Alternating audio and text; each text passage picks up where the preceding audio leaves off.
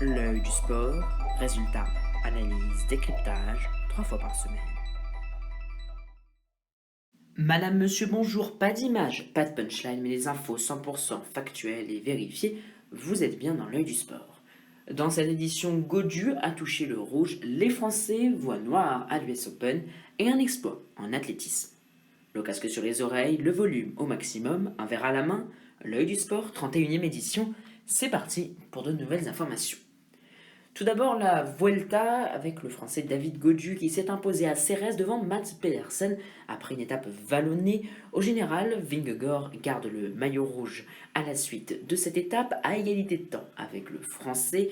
C'était une journée mouvementée avec les vols de vélo de la Visma, l'abandon d'Axel Zingler pour cette même équipe et la chute sans gravité du Danois.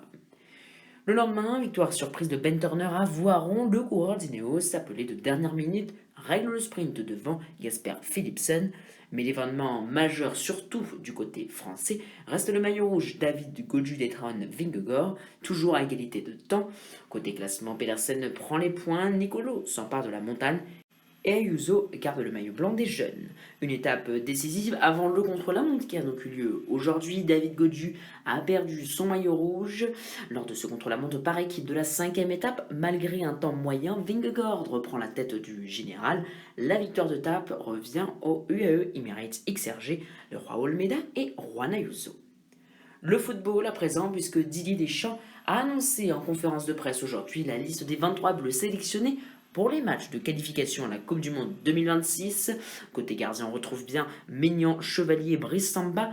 En défense, les grands blessés du dernier rassemblement, avec notamment Koundé, Saliba et Dayot Upamecano, complétés par Lucas Hernandez et son frère Théo, Lucas Digne ainsi que Ibrahima Konaté.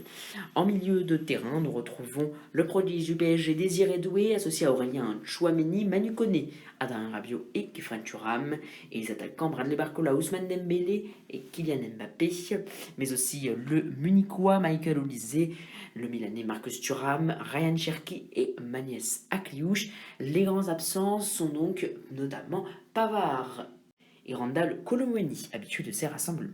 Quittons le ballon rond pour retrouver la petite balle jaune avec le tennis et l'US Open. Le deuxième tour, Zverev a battu en 3-7 Tabilo. Qualification également de Paul Fernley, Safelin, Borges de Minorme, Tsitsipas face à Müller, Schlokante, Atmayer, mais aussi Mokzuchi face à Gaston, également Oyer Yassine, Popirine, Rayadi, Royer, seul français qualifié, mais aussi les Cador, Sinner et Bublik seront de la partie pour la suite de la compétition. C'était donc une journée noire, surtout hier, chez les garçons comme chez les filles. Tout avait parfaitement commencé pour Loïs Boisson, mais la fin a tourné au cauchemar ce mardi, de retour dans le tableau principal d'un grand chelem pour la première fois depuis ses demi-finales à Roland-Garros.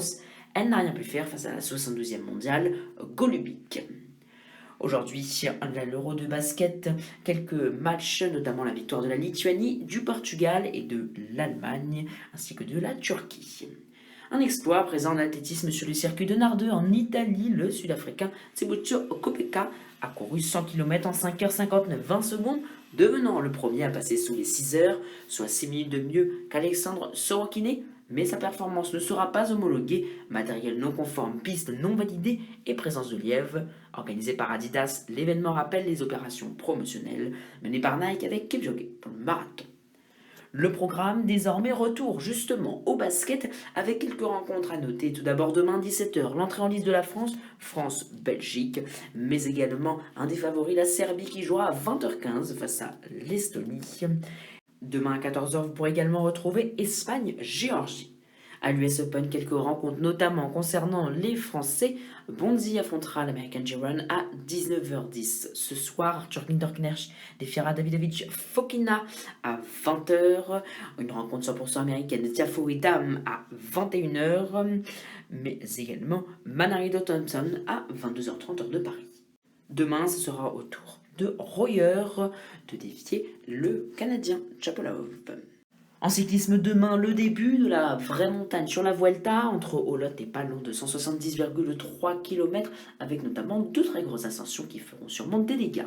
Vendredi, la 7e étape partira d'Andorre-la-Vieille pour rejoindre Serleur, longue de 188 km. La Vuelta effectue donc son retour définitif en Espagne avec une journée totalisant 4400 mètres de dénivelé. Les ascensions successives useront les organismes avant l'explication finale dans la très difficile montée vers la station de Serleur, longue de 12 km à 6,5%. Irrégulière avec 2 courtes descentes, elle présente de nombreux passages au-delà de 9%, notamment dans sa partie initiale, avec un final le plus roulant. Ce sera donc un terrain propice, vous pouvez l'imaginer, aux attaques et à l'apparition de premiers gros écarts entre les favoris. L'œil du sport, c'est terminé pour aujourd'hui. En attendant, je vous laisse découvrir l'œil dans le rétro, format short disponible sur la page de la chaîne. Aujourd'hui, nous revenons sur le premier match de baseball retransmis à la télévision. Merci de nous avoir suivis, likez, abonnez-vous, laissez-nous votre avis sur les événements sportifs, mais surtout partagez largement l'œil du sport tout autour de vous.